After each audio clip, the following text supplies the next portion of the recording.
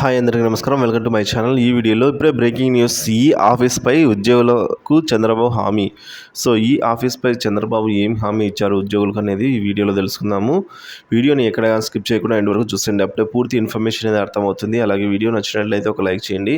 Subscribe చేసుకున్నట్లయితే మన channel subscribe చేసుకోవడం ద్వారా నేను చేసే ప్రతి ఒక్క వీడియో మీ వరకు రీచ్ అవుతుంది. ఈ ఆఫీస్ మూసివేతపై అనుమానాలు. గవర్నర్కు చంద్రబాబు లేఖ.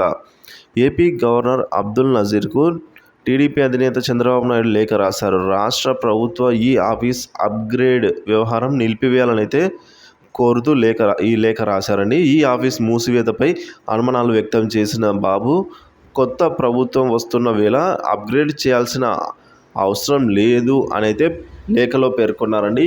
ఈ ఆఫీస్ వ్యవహారంలో అక్రమాలు జరిగే అవకాశాలు ఉన్నాయి అని తెలిపారు.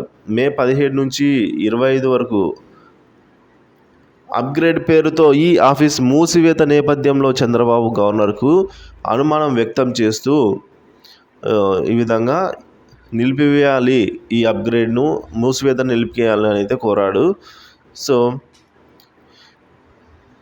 సో తారుమారు అయ్యేదానికి అవకాశాలు ఉన్నాయి అని చెప్పేసి, అందుకే కొత్త ప్రభుత్వం వస్తున్న వేళ ఈ అప్గ్రేడ్ అనేది అవసరం లేదు.